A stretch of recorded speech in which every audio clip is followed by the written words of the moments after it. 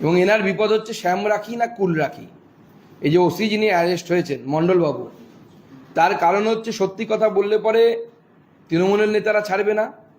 কারণ উনি তো, আমি এই বিষয়ে আমার অন্ততপক্ষে কোনো কনফিউশন নেই যে একজন থানার ওসি এত বড় সিদ্ধান্ত নিতে পারেন না। তাকে কেউ ইনস্ট্রাকশন দিয়েছিল এবং সেই ইনস্ট্রাকশন যিনি দিয়েছিল তার নাম যেন বাইরে না আসে, সেইটা ভয় দেখাতেই পুরো পুলিশ অফিসাররা তার বাড়িতে গেছিলেন, ইনডাইরেক্টলি বুঝিয়ে দিয়েছেন পাশে আছি বলে যে নামটা বলা যাবে না। কারণ মমতা বন্দ্যোপাধ্যায়ের ইনস্ট্রাকশনে, মুখ্যমন্ত্রীর নির্দেশে একজন সুপিরিয়র অফিসার নিয়মিত তাকে হোয়াটসঅ্যাপে নির্দেশ পাঠিয়েছে, এটা করুন, ওটা করুন, এটা করুন। তারপরেই সেই ব্যক্তি করেছে। তার ফলে সে এখন জিজ্ঞাসাবাদের সময় নাম নিতে পারছে না, কারণ নাম নিলে পরে তার পরিবার এবং তার অন্যদের উপর, নিজের উপরে হয়তো প্রাণঘাতী হামলাও হতে পারে তৃণমূল কংগ্রেসের তরফ থেকে এবং বিনীত গোয়েল অ্যান্ড কোম্পানির তরফ থেকে। স্বাভাবিকভাবে তিনি মানসিক টেনশনে পড়ে অসুস্থ হয়ে পড়ছেন। সিবিআই আদালতে লিখিতভাবে জানিয়েছে টালা থানাতেই নথি বদল করা হয়েছিল, একই সঙ্গে ভুয়ো নথিও তৈরি করা হয়েছিল টালা থানার মধ্যে থেকে। দেখুন, টালা থানাতে ব্যবহার করা হয়েছিল এপি সেন্টার হিসেবে এবং এই টালা থানাকে ব্যবহার করেছে। এবং আমি বলছি যে এই যে ওসি সাহেব তিনি ধরা পড়েছেন, তাকে নির্মল ঘোষ থেকে শুরু করে স্থানীয় কাউন্সিলর থেকে শুরু করে পুলিশ প্রত্যেকে দিয়ে এই কাজটা করিয়েছে। রাজ্যের কোনো ওসির, আমরা তো দেখি, আমরা ফিল্ডে থাকি, কোনো ওসির নিজের মর্জি মতো, নিজের নিয়ম মতো, ভারতবর্ষের যে সংবিধান আছে সেই সংবিধান মতো কাজ করার অধিকার নেই। তৃণমূল কংগ্রেসের লোকাল নেতারা যা বলবে সেটা তাদের করতে হয়। বাড়ির চাকরের মতো ব্যবহার করে তৃণমূল কংগ্রেসের নেতারা। এক্ষেত্রেও তা হয়েছে এবং একে বলির বকরা করা হচ্ছে, স্কেপগোট করা হচ্ছে। পরিষ্কার কথা, উচ্চ নেতৃত্ব তৃণমূল কংগ্রেসের এবং তৃণমূল কংগ্রেসের যারা প্রশাসনিক সামলাতে, অর্থাৎ পুলিশ প্রশাসনের টপ মোস্ট ব্যক্তি তারা যুক্ত ছিলেন। মুখ্যমন্ত্রী আজকে নবান্নে সমস্ত স্বাস্থ্যকর্তা, সমস্ত প্রিন্সিপাল সুপারদের সঙ্গে নিয়ে আজকে উচ্চ পর্যায়ের বৈঠক করছেন আরজি করা হয়ে। অন্যদিকে চিকিৎসকরা তারাও আরেক দফা চিঠি পাঠিয়েছে নবান্নে যে তাদের দাবি এখনো মেটেনি। দেখুন 13 বছর, দেখুন ডাক্তারবাবুরা তাদের এজেন্ডা নিয়ে আন্দোলন করছে, তাদের করুন, আমরা পরিষ্কার বলছি, তাতে সহযোগিতা আমাদের থাকবে, আমাদের সহানুভূতি আছে, তাদের দাবি দাওয়াগুলো পূরণ হোক, আমাদের কোনো অসুবিধে নেই, আমরা পূর্ণ সমর্থন জানাচ্ছি।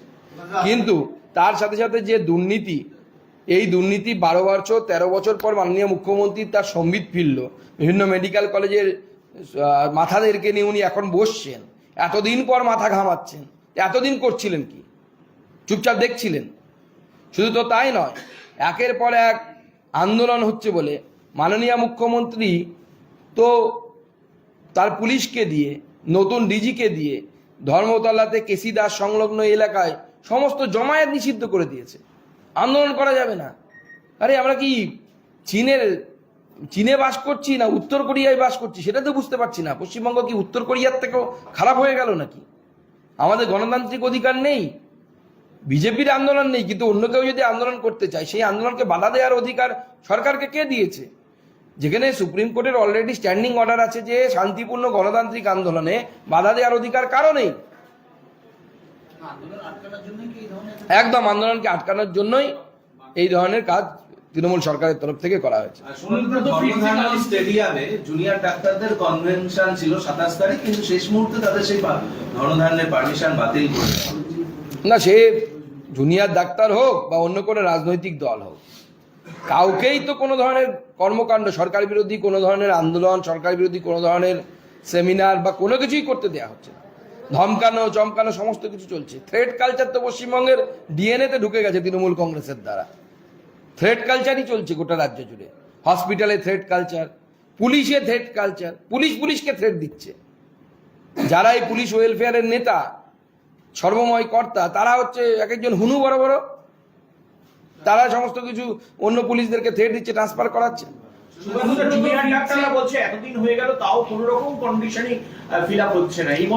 না না, এই রাজ্য সরকার কিছু করবে না তো, এই রাজ্য সরকার কিছু করার মতো মানসিকতা নেই। যতটুকু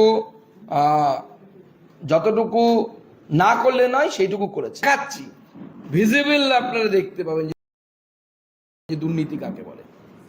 কেন্দ্র সরকার ট্যাক্স চুরি আটকাতে জিএসটি চালু করেছিল।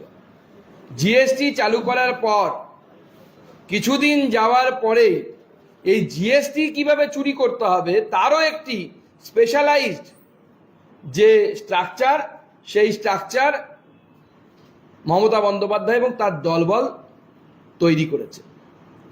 উত্তরবঙ্গে দিয়ে, আমি উত্তরবঙ্গ থেকে ঘুরে এলাম, আপনারা জানেন উত্তরবঙ্গ দিয়ে যতগুলো গাড়ি ঢোকে ফেক জিএসটি ভাউচার বানিয়ে এবং জিএসটি চুরি করে কেন্দ্র তথা রাজ্য সরকারের অর্থাৎ বাংলার সাধারণ মানুষের কোটি কোটি টাকা সেখানে লুট হচ্ছে, কোটি কোটি টাকা লুট হচ্ছে। এবং এর সাথে যুক্ত যে ব্যক্তি ধীরাজ ঘোষ, বিনয় বর্মন, এবং শুধু তাই নয়, গুটকা, কয়লা, সোনা, এরকম একাধিক জিনিসপত্র, এই সব জিনিসপত্রের উপরে যে ট্যাক্স বা জিএসটি, সেই জিএসটি চুরি হচ্ছে।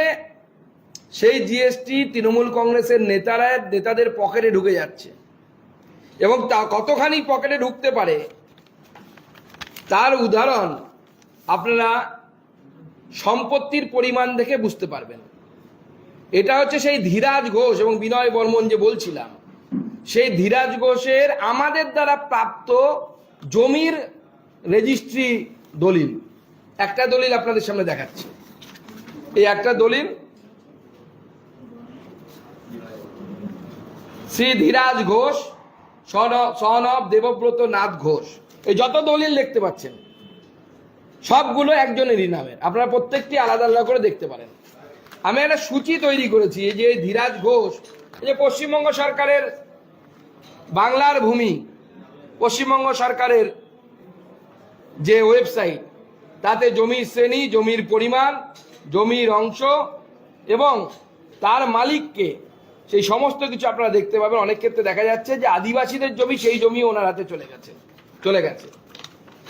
এই একটা লিস্ট আমরা পেয়েছি, মোট 400খানা জমি আছে, আমরা 145টা বের করতে পেরেছি ধীরাজ ঘোষের নামে, সব ধীরাজ ঘোষের।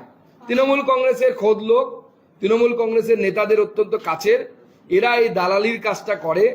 তৃণমূল কংগ্রেসের ওখানে উত্তরবঙ্গ উন্নয়নের যে প্রাক্তন মন্ত্রী তথা মেয়র, তার অত্যন্ত ঘনিষ্ঠ লোক, তৃণমূলের নেতারা সবাই ধীরাজ ঘোষকে নামে চেনেন একদম।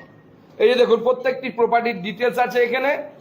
নকশালবাড়ি, দার্জিলিং ডিস্ট্রিক্ট, নকশালবাড়ি, মাটিগাড়া, ফাঁসি দেওয়া, মাটিগাড়া, নকশালবাড়ি, মাটিগাড়া, প্রত্যেকটির প্লট নাম্বার